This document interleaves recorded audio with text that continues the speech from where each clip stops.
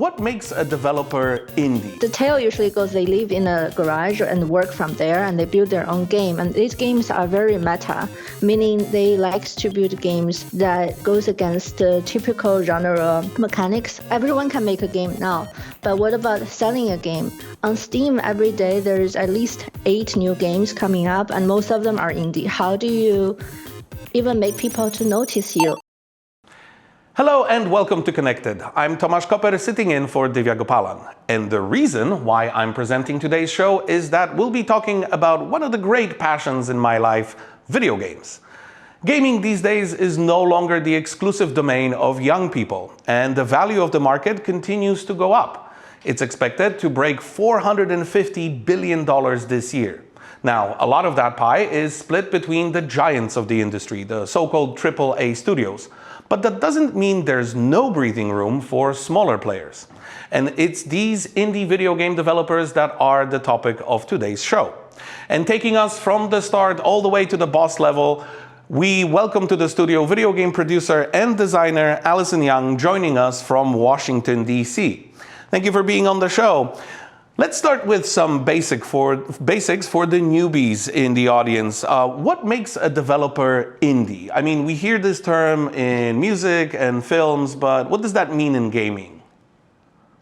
It's a very loaded term with a very, very long history. And I believe the first popular use of it, the first way, was in North America in the early 2000s, where there's a bunch of, I would say, like Caucasian American boys who grew up with video games, maybe with computers and programming too. They're really hardcore gamers, but they don't work for any major companies. The tale usually goes they live in a garage and work from there, and they build their own game. And these games are very meta, meaning they like to build games that goes against the typical genre mechanics or have some homage to the old game stories or game mechanics, and that's the beginning of it. But later this trend popularized itself, not only in North America but elsewhere, like in Europe, East Asia, including Korea, South Korea, China, Taiwan, Hong Kong, Southeast Asia, etc., etc.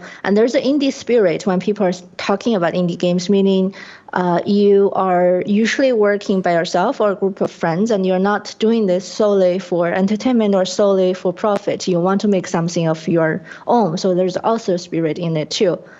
Now it's also changing because last year there's a game called Dave the Diver. It looks like an indie game, it plays like an indie game, but the big company behind it is one of the giant game developer in South Korea. So now it's a very debatable term, as in what is an indie game. Do you think that we're going to see more of these AAA developers moving into this indie space and making games that look and feel like indie, even though there's big budgets behind them? Yeah, it's already happening. There are a lot of studios made or funded already by these developers, but they also goes into sub-markets like in Middle East or Southeast Asia. They would fund or buy already existing independent game studios. So it's very hard to define what is indie or not these days. Right. Well, to find out what kind of challenges indie game developers face, we took our camera to the recent Taipei game show. You don't want to skip this cutscene. I think it's a little bit hard to be an indie game developer in Taiwan because, there's a really small market of the indie game market in Taiwan. So we have to spend a lot of efforts to grab players. Well, it's really easy to get in, but difficult to survive. Generally, like nowadays developing a game, it's easy, it's a creative job, but to be able to run a business, it has a lot of tricks. I'll tell people okay, everyone can develop a game, but can you sell a game? That's the key to survive. The indie game community are mainly based more in Western, like the US and the Europe. But here in Indonesia, the indie game industry is not that mature enough. I mean, it's growing, slowly progressing, but it's still not as mature as the Western. So of course we have some troubles like the accessibility to information and to game events and stuff like that. If you put your game on Steam, like no one gonna view you as indies or give you like special offer or like give you like special attention. So I guess like the biggest challenge is that more and more like bigger developers or like even AAA companies come into the market, and like how as an indie studio with less resources gonna succeed. You know, that's gonna be a big question and challenge for like all indie developers worldwide. For us as an indie, you know, we start small as a studio, right? We are pretty much like a startup. Typically, it's a lot of resource constraints, right? Both from the talent side to financing. So I think we have to think out the box how we work around. We have to train young talents, you know, engage with schools, you know, scout for talents who are willing to take on this risk with us. In this day and age, I mean, you have a lot of tools, right? But making a good game, it's all in the small things. That's difficult. Balancing what players want, right? The idea of the game versus what you're making, that can be tough sometimes, especially if you're doing it to make a living.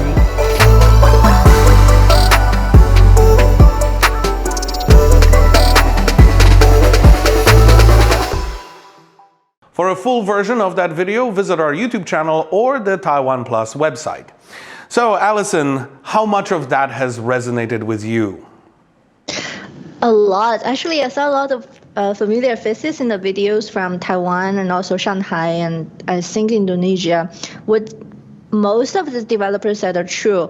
There are, talking about the survival of indie games, there are a couple of things that's particularly important, especially in East Asia context. One is the language and the market. As far as I know, the biggest market is always North America, Japan, and now China. But China has its own regulation in terms of licensing and censorship. So it's a big pie, but not everyone can get a cut of it, especially if you're from Taiwan, because this is a Taiwan show. It's even more hard. One of the developers from Red Candle that you interviewed, they developed a game that's very famous in this regard. I'm sure you know about it, The Detention. It was huge. And then some kind of political censorship came up and it was banned in China. Not only that, it was also unshelved from major game publisher platforms global-wise. And that for sure has a negative impact on their sales and reputation, but at the same time, there are supporters for freedom of creativity or freedom of speech. So they find an alternative way to support themselves. And Red Candle is also one of the real winners that their IP is not only a game now. As far as I know, it has been developed into theater plays and feature films. So that's another revenue. But most of the developers in the indie field are not that lucky. For instance, one of the persons said everyone can make a game now, but what about selling a game? On Steam, every day there's at least 8 new games coming up, and most of them are indie. How do you even make people to notice you? Usually in this market, you need a lot of resources or budget already allocated for marketing or social media campaigns, but especially for very green, like young newbies in indie game development, I was one of them. We didn't even know that we have to set aside some budget for that and find specialists to help us with that. So it's very common, like you finish the game and you thought that's the end of the story, but actually it's the beginning of an even more difficult chapter of the story. Right, and I'm glad you mentioned funding because, like we've heard, it's easy to make a game, but you got to get those gold coins to finish production and also marketing. So what are some of the channels that are available for indie game developers? There are a couple. One is, this is more possible, like you've already made a title or two, you shipped them, and it's financially viable. Like there is proven track record of your game making profit, or making some kind of buzz, and then there are bigger fish trying to get to you, usually publishers or bigger game companies or developers, publishers we said before. So this is one of them, and they will fund you, but of course they expect a lot from these sales, and you have to give them a bigger cut. And the second one is there's a successful case in Taiwan is through crowdfunding. That means you are already backed up by your fans or people who like you or who believe in you. That's more typical for board game designs, but with a very strong local market like Taiwan, or strong local culture advocacy, it's possible too. The third is two of the developers shown in the video just now from Game Trophy in Taiwan. They work with NGOs who are trying or experimenting with sending messages, political or social messages that fits their commission or agenda through gaming. So they would have some more than generous offers for game developers who share their mission or inspiration and also have the means to develop a really good game. So that's about the three. But of course, there are people who are making game at the expense of themselves. Like they have a daytime job, or they have some savings, or they rely on their families to make the game for free and expecting maybe in the near future there's some return to help them financially. Well, we've with all these challenges, is it maybe better for an aspiring game developer, someone who wants to, break into the industry, to work for an established AAA studio rather than trying to set out on their own? It works both ways because the game industry is notorious for overtiming and crunch. You think you'd have a lot of time, but I talked to a lot of developers or programmers who work for AAA companies. Many of them have basically, they're really tired. They don't want to use their brain at all when they're done working. And also some companies have non-compete or other kind of causes, legal causes, terms to prevent them from doing it. Or in some specific cases, if you work for this company, anything you develop in terms of IP right belongs to this company. So it's not as easy as it sounds, but there are people doing that. All right, well, let's hear from the developers at the Taipei Game Show once more. This time they give us a walkthrough to those who want to follow a similar path. Press any button to continue. You gotta realize, no matter where you are, you're competing on a global scale. Tens and thousands of games coming out each year. Like, how are you gonna make yourself shine? So, if you don't get that sorted out, it's really hard. Like when you're facing the real market, people gonna see your game and play your game. If it doesn't, intrigue them, it doesn't interest them, it's not gonna sell, and your company won't last. I think the most important thing is you have to be, you have to have a lot of passion in the indie game. Yeah, you have to. You really need to be a player so that you will be happy when you doing this like a very tough work. Reveal yourself more. Nowadays it's not a good day to hide your game for like 3 years and just suddenly expecting to have a good sale. Go to events and for example like Taipei Game Show and talk to experienced developers. Maybe don't quit your day job just yet. Do it on the side. And I think if you can't do it on the side, maybe don't do it full time, especially if you have a team, right? You're the lead, you'll be supporting people, and then beyond that, yes, be brave and then stick with it and finish it. But yeah, it's gonna be tough. it's gonna be tough. The most common mistake I see is that often there's a lot of indie developers messed up the project management. There's a timeline, you need to set a deadline. You don't have to 100% follow it, but there needs to be a deadline for yourself to say, okay, I need to finish this much of the work before this date. Otherwise, it'll just go forever. And I've never seen a game which has not been delayed. But you need to have a deadline. You need to have it in mind. You need to know that your time is your budget. I think maybe hustle and hustle, and you have to prepare your enthusiasm. I think try and see it from the other POV. This goes for everything, right? From publishers, what are they looking for? What makes a game stand out? From funders, investment, etc. How's the game going to make money?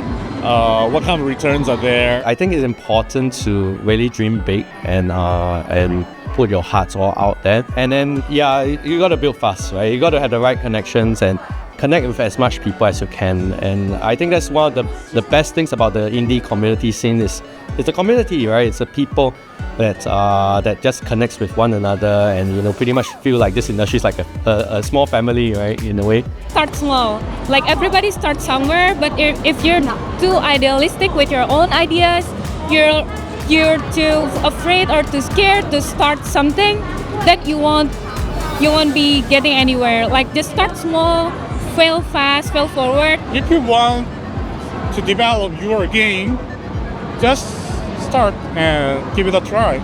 That is all you need, I think. Once again, you can find the full version of our visit to this year's Taipei Game Show on our YouTube channel or the TaiwanPlus website. So Allison, we've heard a few conflicting, on the surface at least, pieces of advice. Some people said start small, some people said dream big. Where do you fall on that? What kind of advice would you give to an aspiring studio or a game maker? I think I'm extroverted for people, so networking really helped me, but I didn't do it for networking's own sake.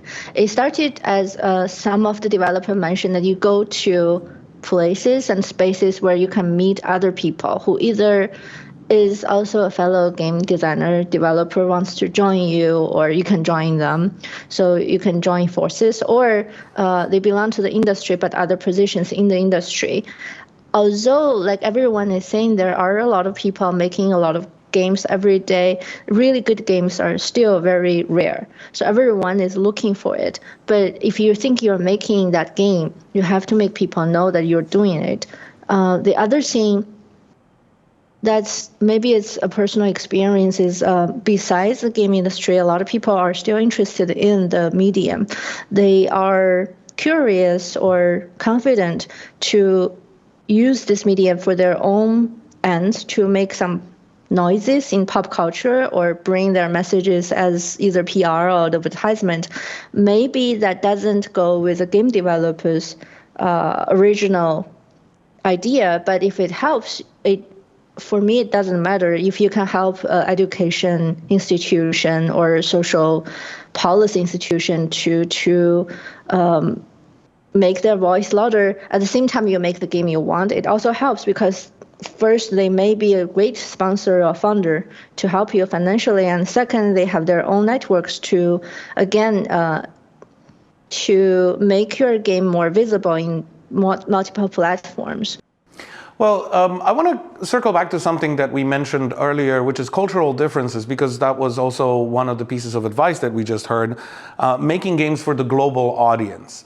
Now, language is one thing, but do you feel that there are other cultural differences, challenges that developers, let's say in Asia, in Taiwan, in China, in Southeast Asia, and Japan, have to overcome before they can break into North American or European markets?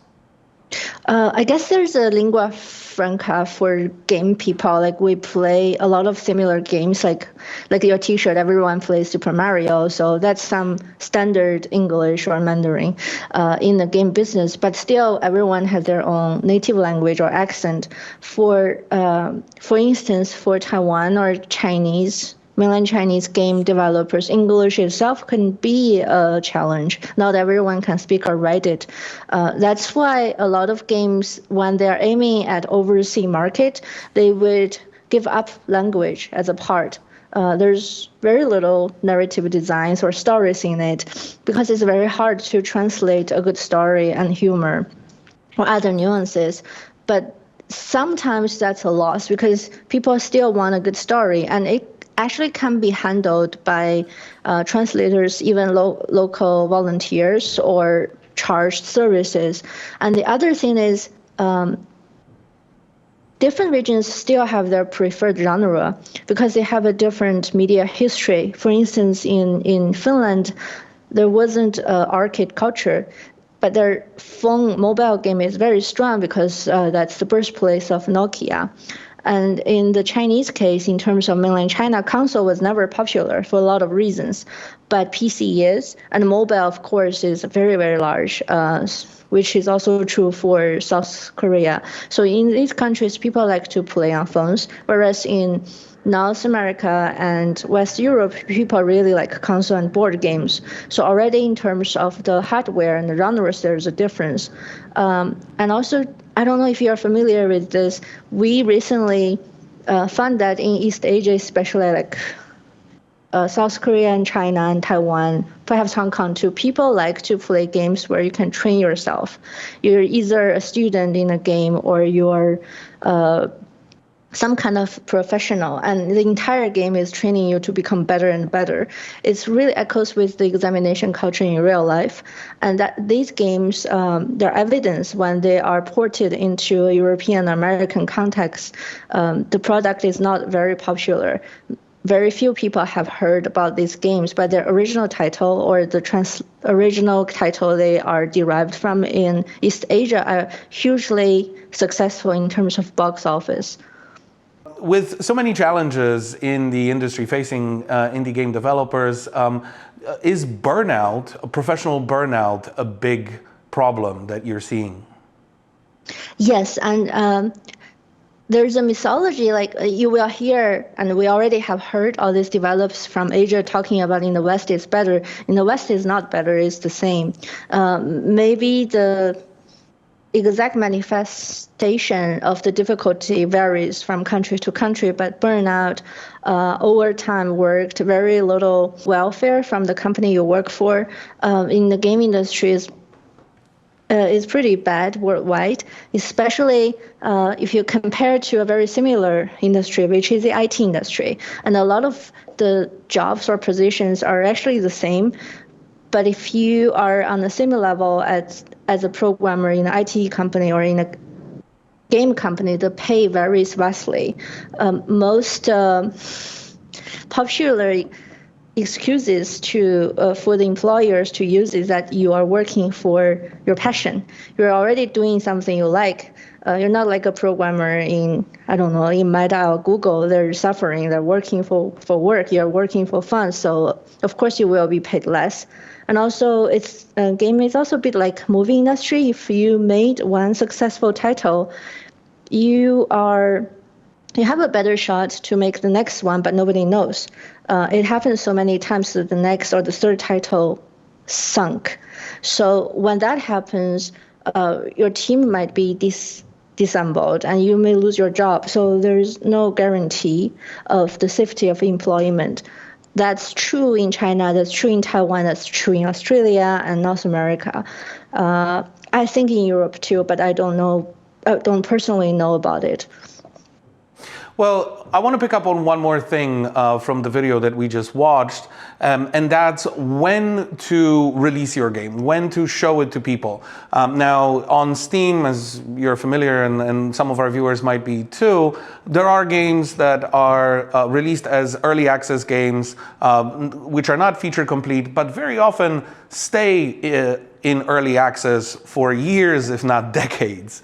So what would be your advice when it comes to releasing the game? Is it better to show it to people sooner and get more feedback, or have it more complete and then show it at a later and more polished stage?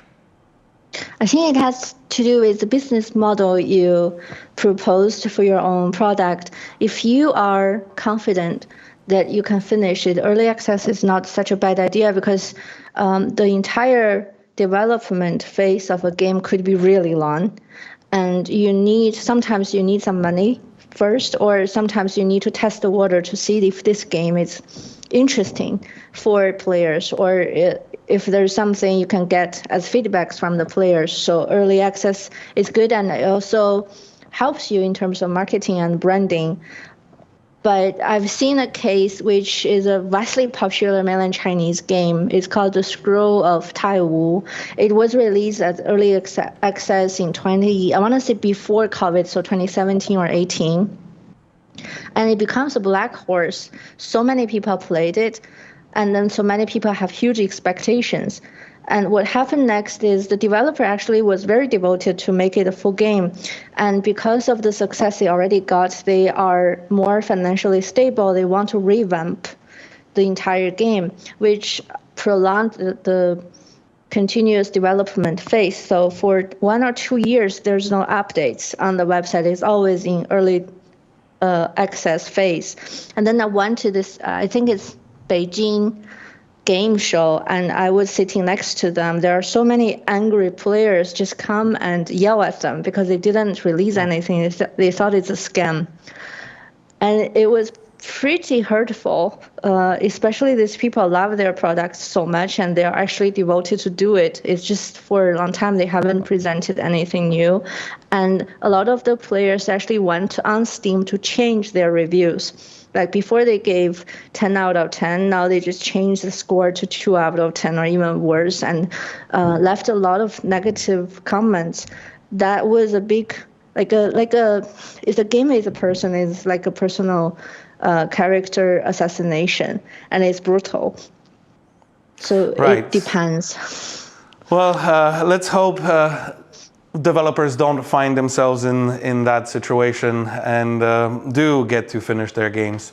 Unfortunately, we have run out the timer on this level. Thank you to my guest, Allison Yang, who is a video game producer and designer joining us from Washington, D.C. And to our viewers at home, if you would like to make this episode a multiplayer session, leave us a comment on our YouTube channel or our Instagram. It's been good to have your company today. Stay informed, stay engaged, and stay connected.